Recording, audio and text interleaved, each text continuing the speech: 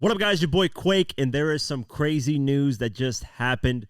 Keefe D is officially arrested in connection to the 1996 murder of Tupac Shakur. Now, a lot of people are wondering, why is this happening now? Why 27 years later, finally somebody got arrested in connection to the murder of him? Well, I want to get into that. I want to talk about why Keefe D, not knowing the law, is what got him arrested all these years later. Before we continue the video, I want to give a shout out to Surfshark VPN for sponsoring today's video. Protecting yourself on the internet has become more of a necessity than ever, especially with the insane deep fakes that's going on, fake faces, fake voices with AI, dark web hacking. With all that stuff going on, you need something to protect you while you're surfing the internet. And that's what Surfshark VPN is here to do. A VPN is something that covers your trail online. Think of it like that. When you're surfing the internet, you're constantly leaving a trail of things that you're doing.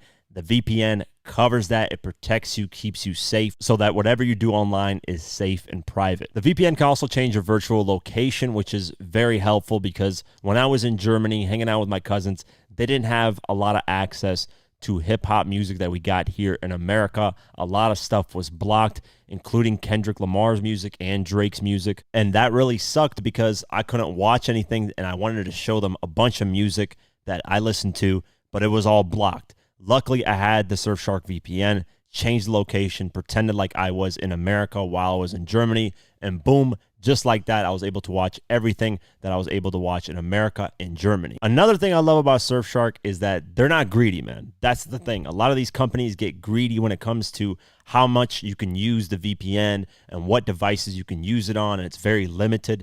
Surfshark doesn't care about any of that. They let you use the VPN on unlimited amount of devices. You have a laptop, you have a tablet, you have 90 million phones, you got 100 million laptops, you got 100 million tablets, you got tablets across the globe for some reason because you're a secret CIA agent. I don't know what the case may be, but they let you use it on unlimited amount of devices, and not many companies can say that. Surfshark is not only protecting us, but they're looking out for our wallets as well. And for you viewers, they're giving away 83% off their price, plus an extra 3 months if you add in the code mentality when you're checking out. The link is in the description below. Check it out, Surfshark VPN. Thank you so much for supporting this video. Thank you all for watching, and let's continue the video. So questions are, why did Keefe D get arrested right now, and what was the reasoning behind it? Well, let's go back into why he actually decided to confess in 2009. Greg Kading, who is a detective from the LAPD, a retired detective now, decided to look into the Biggie murder case. And Biggie was murdered in Los Angeles. Tupac was murdered in Las Vegas. So obviously two different police departments when it comes to both cases.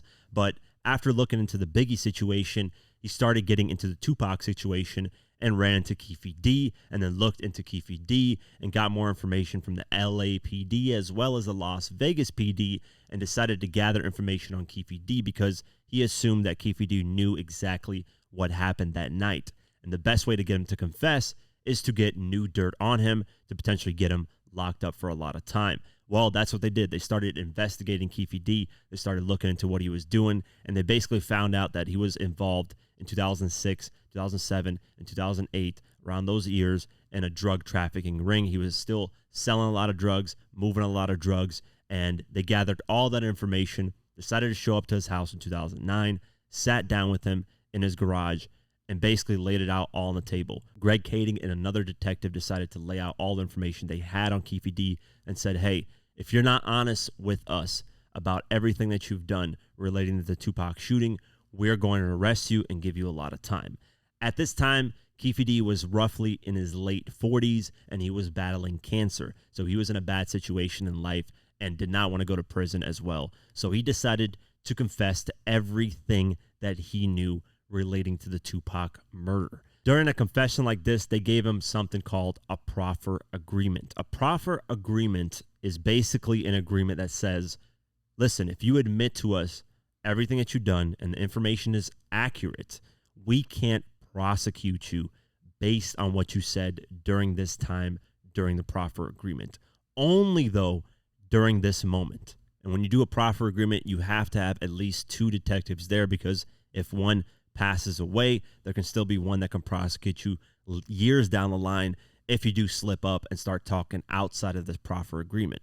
The proffer agreement gives Keefe D the chance to admit to everything without getting prosecuted for those things that he admitted to specifically in that proffer agreement during that moment. Meaning, years down the line, if he speaks to the exact same things outside of the proffer agreement at that moment, then he could be convicted. And that's the difference. That's why Keefe D is arrested right now, because he did not understand what a proffer agreement is. There are two things that the feds can offer you when it comes to you confessing to crimes and murders that you've done. The first offer is the proffer agreement, which Keefe D got. And that proffer agreement basically says that whatever you admit to us right now during this moment only, we can't use it against you. And then they can offer an immunity agreement. Immunity agreement means that no matter what, whatever you admit to right now, we can never prosecute you on. No matter where you say it, no matter what interview you say it on, no matter what book you release talking about it, we can never prosecute you on this. And that's the difference. Keefe D thought he had an immunity agreement when he had a proffer agreement. So during that moment, Keefe D confessed to everything. In his mind, he thought, since I confessed to everything, I can't get convicted of it. Now I need money because I'm battling cancer, and I need to find a way to get this money. And the best way to get the money is to tell the story about Tupac's murder, because that's obviously what's going to get attention. That's what's going to give him money to do interviews.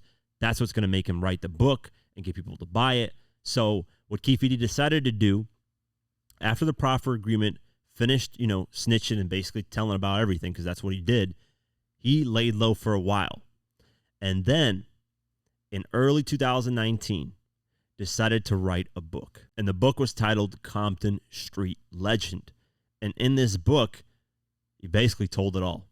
He said Orlando Anderson was the one that shot Tupac. He talked about all the details that night about where they got the gun from, how they dumped off the car, all this information, who was in the car, all publicly. And this is where he broke the proffer agreement, because the agreement only said only during that moment in 2009 when he confessed he was safe from prosecution. Well, he decided to talk because he needed money, dropped the book. After releasing the book and revealing all that information, Keefe D's name started buzzing once again. And then Keefe D decided to do a video interview, which was a huge mistake. Had he dropped the book, I do feel like most people don't read. Most people don't even care for books. So a lot of the information wouldn't have gone out like it has now. But instead, he decided to do interviews. And one of the first people to interview him since releasing the book was Vlad TV. And Vlad simply did his job, asked him questions from the book that he himself said. So Vlad didn't really do too much of prying, but Keefe D during that first interview didn't really say too much. He would say, I don't want to speak on this. Oh, you can read the book if you want to know about it. During the first interview, it wasn't too bad when he did that video interview. But as the years went on, Keefe D realized his name was buzzing a lot more, and he was getting paid to do these interviews quite handsomely. So it was paying for his lifestyle. It was paying for what he needed in medical bills because of the cancer. So he decided to do a lot more interviews. And these are where the problems started coming in, because Keefe D started revealing more and more information as time went on. He even appeared on the BET documentary Death Row Chronicles, talking about the shooting, talking about every detail. And now that he's outside of the proffer agreement, doing interviews, talking with his own mouth about a lot of stuff, this is when the police decided to refocus on him and, basically deep dive into him and be like, okay, what is he talking about now? Is he talking about everything he admitted to us on different platforms, which he was doing? Now the police can actually gather that evidence and use it in court. Every lawyer says it's easy to beat evidence when it's coming from other people, but it's harder to beat it when it's coming from your own mouth, and that's what Keefe D was doing. Every single interview, shout out to the Art of Dialogue, they got 6 sit-downs with Keefe D, and that's where I feel like he admitted the most information. There's even moments where he slips up and gets angry, and it almost seems like he's the one that actually pulled the trigger based on how he's talking. But throughout the years, people have said that it was Big Andre that pulled the trigger and not Orlando Anderson, because people were saying that Orlando Anderson was a good kid. He really wasn't from the streets. But then there are people saying that he actually did live that life, but it was a mixture between the two. Big Andre never got that mixture. People are saying he was about it. So We don't know exactly 100% who pulled the trigger. The only person alive who knows who did it was Keefe D. The two eyewitnesses are dead. The first one was Gaddafi, who was a part of Tupac's label and an artist. He passed away 2 months after Tupac's death in November of 1996. He said he locked in eyes with the person that shot at Tupac. So he knew exactly who did it, who's the one that let off the shots. The other person that was an eyewitness was Tupac's former bodyguard, Frank Alexander, who passed away in 2013. So a lot of the people that were there at that moment have passed away. So it's really hard to get all these things lined up in terms of information. But the police feel like now they've gotten the right information with Keefe D talking and all these interviews, documentaries, and admitting in his own book that he had involvement in this. That's where now the conviction comes in. That's why they got him arrested finally now after all these years. Police did have a press conference and revealed that Keefe D was charged with 1 count of open murder, use of a deadly weapon, with gang enhancement. They also are going to charge him with orchestrating crimes, which is a whole different charge, and he's going to be facing a lot of time relating to that, as well as the murder case. A lot of people are also wondering, is there statute of limitations when it comes to murder? And in America, there is no statute of limitations. And if you don't know what statute of limitations means, it basically means that is there a time frame of which you can be convicted of something? Because some things, as certain time goes on, you can't be convicted of anymore. Like if you were selling drugs 10 years ago, in some states, after 10 years have gone by, you can't be convicted of that anymore. So you can talk about it openly and nothing's going to happen. But murder, there is no statute of limitations.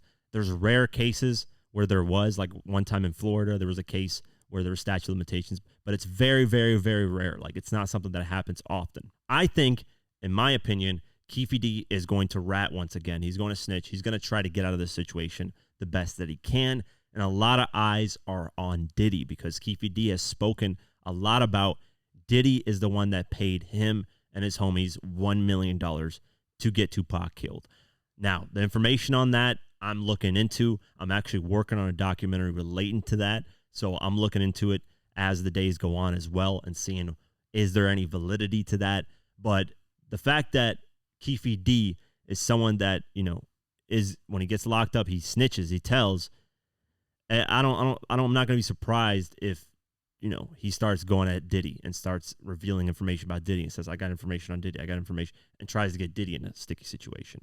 Overall, it is crazy. The interesting information with his arrest is this. The court noted proof is evident and ordered no bail. Indictment warrant was issued in a matter set for arraignment for Dwayne Keefe D and his involvement in Tupac's murder. The state requested no bail due to the defendant making public statements in 2018 regarding gang involvement in the murder and writing a book in which he admitted that he ordered the death of Tupac and attempted to murder Suge Knight. So he's not getting any bail. They're saying that there's so much proof that this guy did all this stuff that we're not giving him no bail. He's going for his arraignment on October 4th, so we'll keep our eye out on that and see what happens there.